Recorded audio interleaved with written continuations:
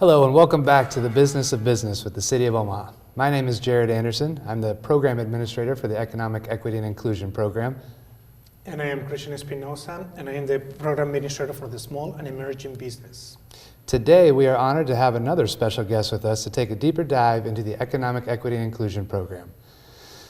And our guest today has a substantial background, so here's a little bit of a touch on her bio. Heather has been involved with program management and evaluation for over 20 years. From her earliest days of running a unit at a Girl Scout camp through a varying program coordination and management positions to her current role in the Public Works Department, she has been focused and trained on getting to the core of how a program runs and how to improve it.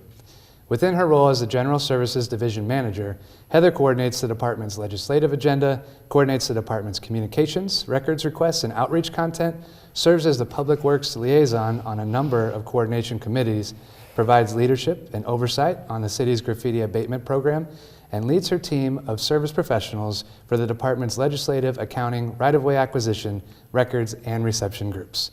She also coordinates with other departments on the Small and Emerging Small Business Program, handles various public appearances and inquiries regarding Public Works' services, and is the Public Involvement Coordinator for the Public Works Department. Heather received her Bachelor of Science in Environmental Science from the University of Evansville in Evansville, Indiana, focusing on biology and ecological systems.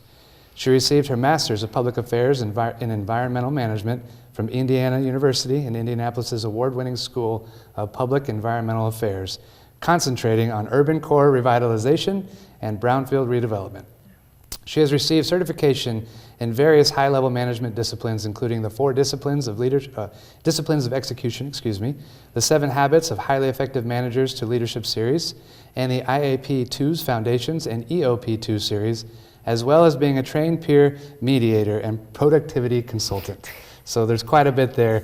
We want to make sure we explain all of the amazing things that Heather does. So please welcome Heather Tippey Pierce to the show. Thank you. All right, first thing we're going to talk about today is obviously the Economic Equity and Inclusion Program and where it kind of originated from, what the background is, maybe the mission of the program itself. Well, the Economic Equity and Inclusion Program was an initiative from the Mayor's office to one of his deputy chiefs of economic development at the time. One of the main areas, one of the main focus of this program was to get more of the general contractors to be more in touch with the community where they are working that. So basically there were 3 areas that they wanted to actually focus on. The first one, it was to involve more small businesses from the areas that they were working, try to hire more people from the same areas and create youth development. So basically that was the first idea and how the 3 major components of the EAP came about. And the mission was just to be a catalyst and creating a community culture of economic prosperity by growing inclusive communities, partnership, promoting workforce development and training opportunities, and cultivating a small business growth potential in areas of high unemployment and below median income areas of Omaha. I think that's a really important piece to touch on too. The EIP itself is targeted towards those areas of Omaha that do experience high poverty, below median income areas of Omaha. And Heather, you were kind of an integral part back when the creation of this thing was coming about, weren't you? About 5 years ago now, yes, I was a part of the original team that piloted the EEIP program within the Clean Solutions for Omaha, or CSO program. And so I got to work with some inclusivity and diversity professionals that were consulting on a nationwide basis. And we really got to bring some of that breadth and depth of experience and best practices from across the United States here to Omaha as a part of developing that initial pilot. It took about, I believe, a year. Christian was kind of coming on board right as this was getting going. And we were able to basically create some guidance, and we started with the construction side of our projects within that CSO program, and really had a great team that worked with contractors, got feedback as we were initially starting to roll this out to those larger projects, and then move it to the consulting side and working on those contracts as well. So there's a difference there between the construction and the consulting side. Obviously, the contract dollar figures kind of initiate that threshold where the EEIP is required for those contracts, right? So for any of the viewers, basically your construction side, these contracts are $500,000 or more, and for the consulting side are $100,000 or more. So some of the original participants, I know you touched on the CSO program. Who were some of the original contractors that were maybe some of the first ones to have that requirement? We had a great team to help develop the program. We were able to tap resources from national firms, as I mentioned. Cameron Gales with CH2M Hill, which is now a part of Jacobs, and the breadth of experience that they brought. We had Willie Franklin, who had been working on programs like this out of Denver, Colorado. Tony Dukes with KAI at the time, and he had been working on inclusivity in contracting specifically in the St. Louis area, as well as some local team participants as well. And really getting some of that experience into guidance and then bringing on those initial contracts with some of our local vendors, firms like Hawkins, was one of the first participants with the EEIP program, and also bringing their experience to bear when we're implementing this during contract duration. That's what really brought our guidance that we have now into focus, and that was a really great team to get it started. Awesome. Well, from that point, I know, Christian, you have a little bit more experience on this side of things than I do too. How have you seen the EEIP program grow from that point to kind of where we're at now, or where we're heading now? Well, I think we need to touch base how it started as a pilot and it is a more formality, the program. So it's when we came and established those numbers that you said, the $500,000 and the $100,000 as a benchmark for companies. And just to reiterate, the economic inclusion plan was decided by the team that Heather just mentioned to have 3 areas of focus. It was to increase small businesses' participation, to create more robust workforce participation in those areas of poverty, and invest more in minority and women to become more in the construction side, and specifically in the engineering part. So after that was clear and established, I think that what we can see right now is to actually start looking at the product of what we have done, right? How will we accomplish? How many SEBs are coming out with that, participating with these general contractors? How many people have been hired there? What is the impact that we're having with the youth in those kind of areas? So that's what we can see. I mean, we have 1 year of transition and to implement that, but now it's been running for, I will say, 3.5 years in full capacity. Mm-hmm. So what I expect to see in the upcoming years is something more substantial. I would agree. I think that the SEB program, Heather had mentioned before the show, that's a big part of the EEIP itself too. On the first component, there are actually some SEBs now that have had the EEIP on projects that they've been, chosen for. So I think that's kind of indicative of how it's been growing as well, because when you start as a small company and you're actually put into some of these contracts that require this, they're typically larger contracts. So that's a good indicator of growth and some refinement too. What do you think? Absolutely. And also being able to move over and include the engineering, architecture, and consulting side. SEB a lot of times tends to be very heavily focused in the construction industries. Obviously, those are the primary NAICS codes that are involved, as probably was discussed in a previous episode of the show. Yes. In depth. But having that workforce development component really allows for both sides of a project to include targeting in some of these higher poverty areas and various opportunities there. And then when we move over into that youth engagement component, that's where you're really kind of shifting more to the professional trades and STEM education or STEAM education, and really having an opportunity to see across the spectrum of contracting with the city. And I think that's really where this program is going to grow, is that collaborative partnership. And moving then into the next few years, I think we have a great opportunity to continue those conversations with our community partners, right, and really working with some of the programs that have come up through EEIP participation, like ACE Mentorship and Heartland Workforce, who's been a big partner with various companies utilizing this program, to help kind of define where our next steps are and really bring this to be more of a community-based program, right, that the city's leading. And I think it is important to mention right now the apprenticeship program that is coming up. Yeah, so that was kind of what I was thinking too, you know, and we kind of led into how do you see the EIP growing, changing, adapting over the next 5 to 10 years.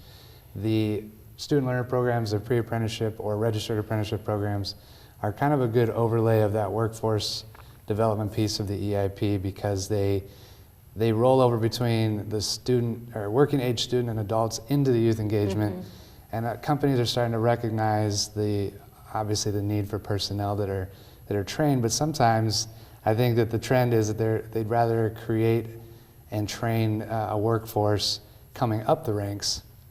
And these programs, like you mentioned, give them a really nice template to kind of dictate how it should go, with enough flexibility for them to also go in and make it unique. So there are some companies that have EIPs that have actually really grasped onto this or are very interested in it, and they've had the ability to go into some of the schools and some of the different entities and agencies in Omaha that they can collaborate with now, start a workforce at a high school graduate age and move them into a pipeline that is 5 to 10 years from now might be the next managers, foremen, supers, that kind of thing too, and absolutely, on the A&E side as well. And helping to address the gap that we're seeing in skilled labor is an incredibly important component, and the EEIP program allows for flexibility to focus on that sort of thing.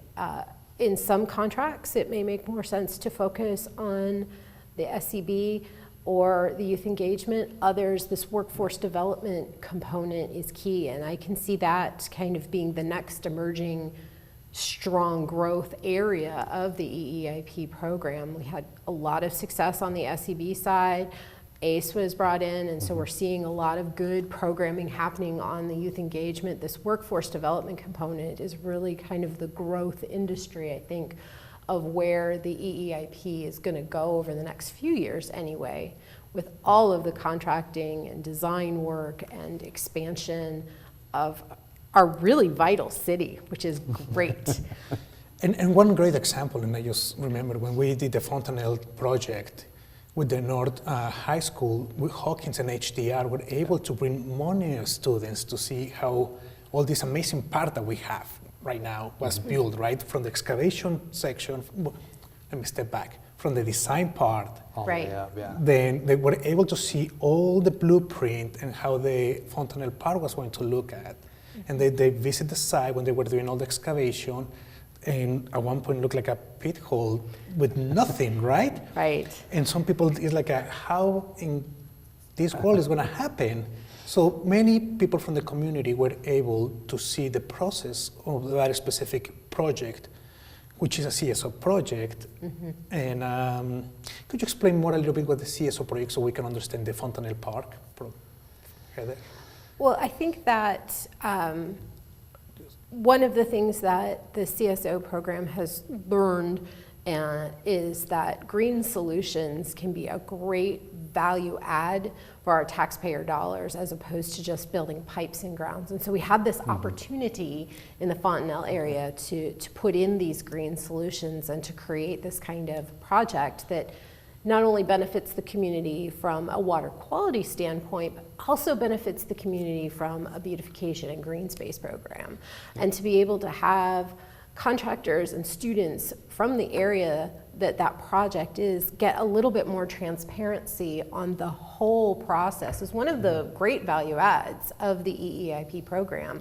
I think it'd be a great opportunity to have more projects like that in some of our other community partners if that were a way to kind of expand and provide opportunity in the program. And we were talking about the Fontenelle area too, to kind of borrow from the previous episodes of SEB, the Tier 1 certification areas are those areas where there is the higher poverty percentages, and Fontenelle would fall into that same category. So it kind of brings everything full circle. We borrow the same terminology in the EIP.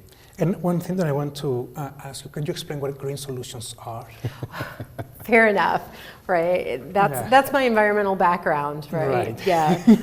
So green solutions are basically opportunities to use natural systems to solve man-made problems in a nutshell. So for stormwater that is coming through an area, you can really do two things to deal with it if it's a developed area like Omaha is. You can put it in a pipe and move it down to a receiving stream, or you can put it through a more constructed but natural system like retention gardens, like retention pools that are maybe like a grassed area, so that will detain water for a longer period of time.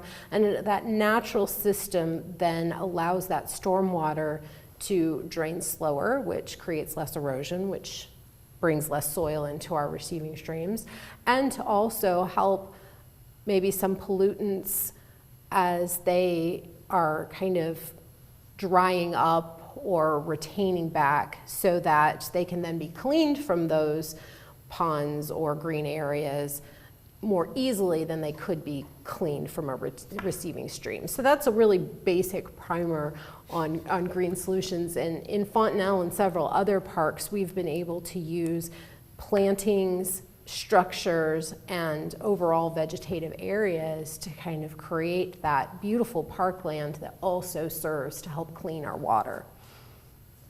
It's a good explanation. Mother Earth, construction coming together to work hand in hand, kind of. And I think that is the beauty of this program, right? Because usually when we talk about construction, people believe in big machines, right? And just breaking ground and all these concrete things. But in reality, when we are talking about green solutions, when we're talking construction and the involvement of the community, is this, right? That you bring all these natural grasses, flowers, trees, soil to retain all the stormwater into beautification of a neighborhood.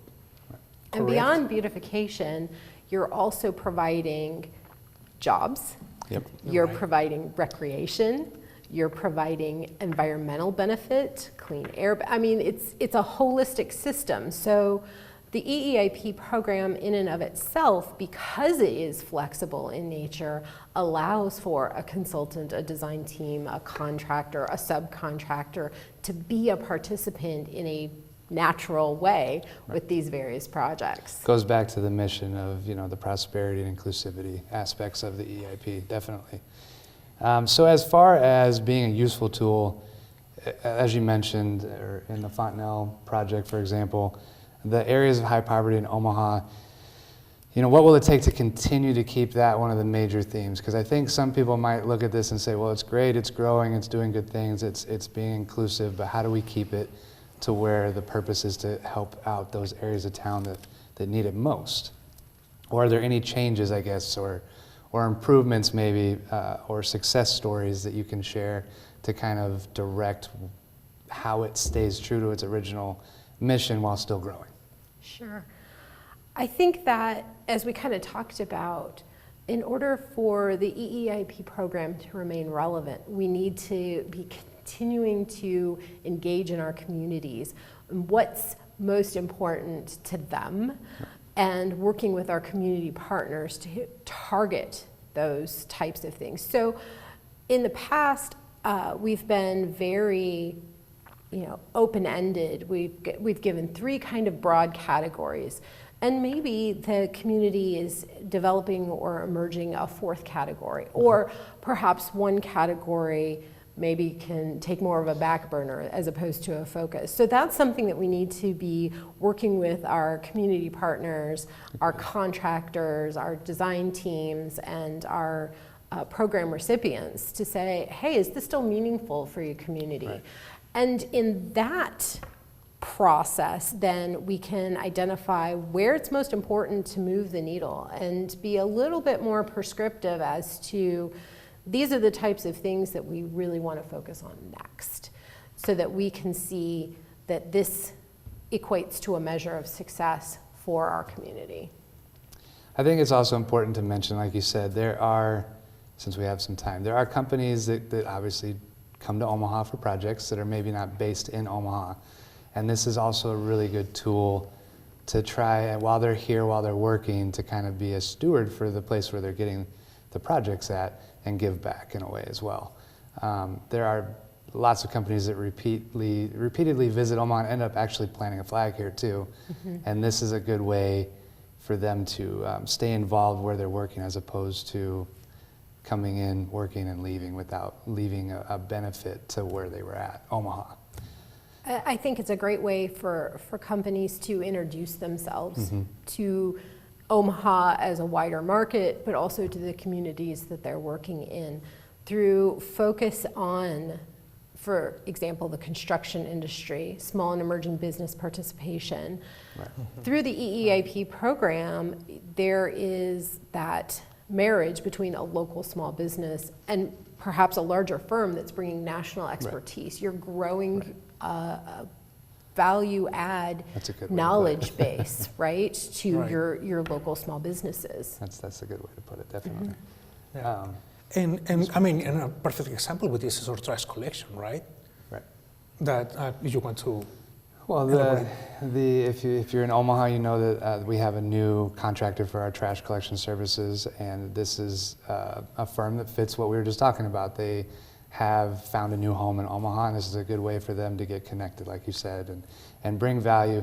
One unique thing that they're also doing, now that I think of it, which is also kind of a big part of the EIP service side of things, is the reentry aspect of the EIP. And when we're talking about reentry, we're talking about formerly incarcerated individuals finding a way to kind of plug in, and this would be more or less the workforce development aspect, which you had kind of alluded to was maybe one of the areas that might grow faster, that might be more of a focus as years go on. But in any case, the reentry piece is a newer piece with that contract from FCC for the trash collection, that is going to be a focus on taking the same theme for apprenticeship models, but it's going to be at an adult base, so it's a registered type of apprenticeship model.